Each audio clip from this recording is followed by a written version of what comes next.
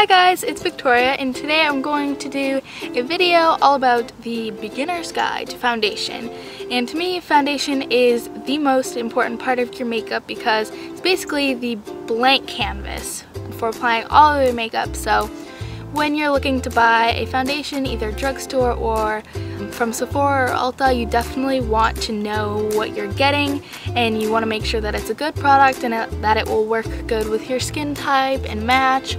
So this is just a video about the products I have experience working with, the pricing on them, and basically everything in between. So the first foundation that I wanted to talk about was one of the ones from Sephora. So this was about $34 when I got it.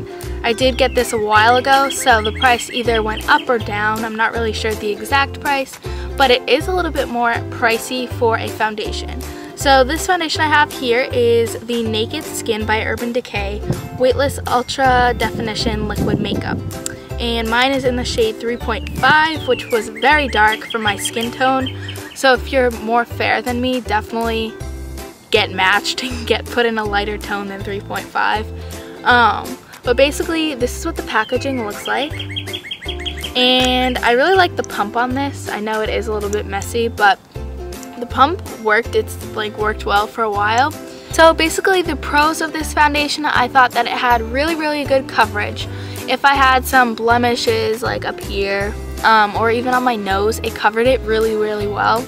I didn't have to layer a ton on. I could usually just do one layer of it and it would be completely covered, and I also didn't have to use a ton of concealer with it just because it had really good coverage. The one I have, I know it was supposed to be like a medium to full coverage, but it just felt really light on my skin and it still gave me the coverage that I was looking for. Some cons of that foundation is, again, the price.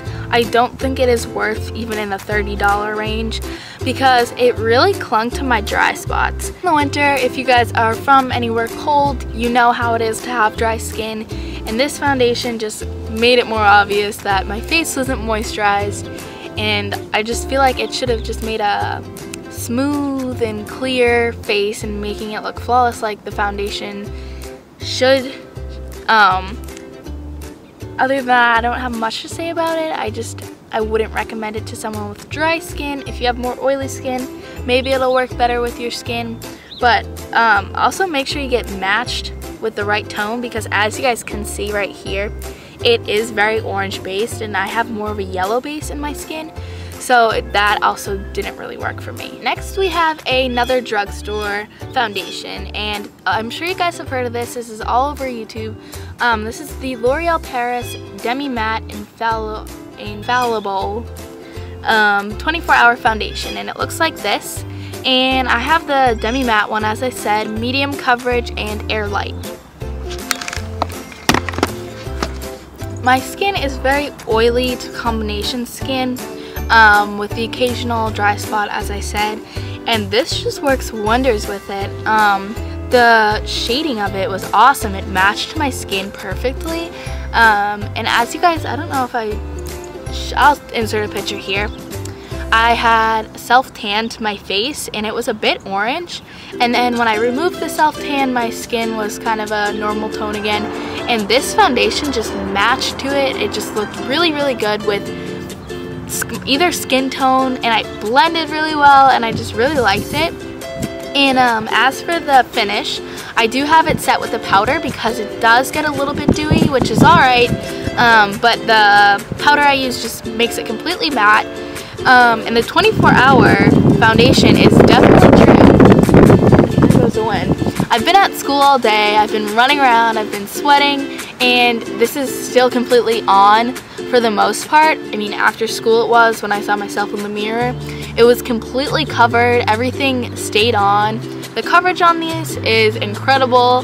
My skin right now is totally breaking out, and this just covers it all. I don't even need a concealer, and I completely am obsessed with this. And as for price, it was around $14, so it is a little bit expensive for a drugstore foundation. The shading of it was awesome. It matched my skin perfectly. self-tanned my face, and it was a bit orange. And then when I removed the self-tan, my skin was kind of a normal tone again. And this foundation just matched to it. It just looked really, really good with either skin tone, and I blended really well, and I just really liked it. And as for the finish, I do have it set with the powder because it does get a little bit dewy, which is alright, but the powder I use just makes it completely matte. And the 24-hour foundation is definitely true. Here goes the wind. I've been at school all day, I've been running around, I've been sweating, and this is still completely on for the most part. Everything stayed on. The coverage on these is incredible. My skin right now is totally breaking out, and this just covers it all. I don't even need a concealer, and I completely am obsessed with this. And as for price, it was around $14, so it is a little bit expensive for a drugstore foundation. Next one, again, is a drugstore one, and this is the Maybelline Fit Me Foundation.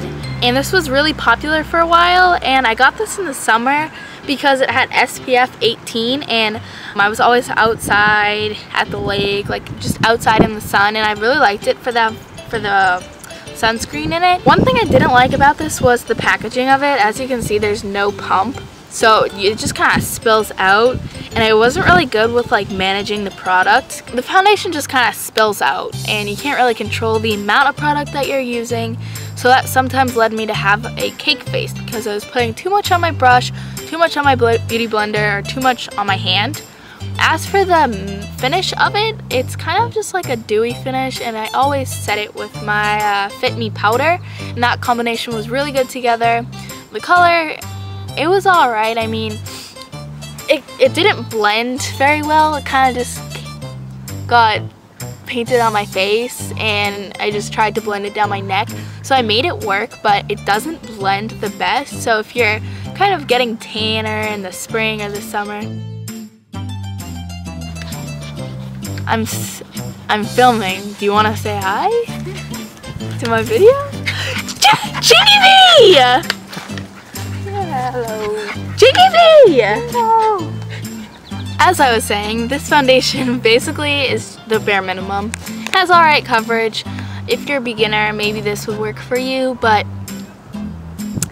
honestly, I don't know if it's worth $8. I'd probably spend like $4 on it just because I'm a cheapo, but it's alright. If you just need something to get you through, it's not that bad. The last foundation I have is the Tarte Amazonian Clay Full Coverage Foundation, and I absolutely love this stuff. I have it swatched on my hand a little bit right here, and the foundation is just so creamy, and I just love this stuff.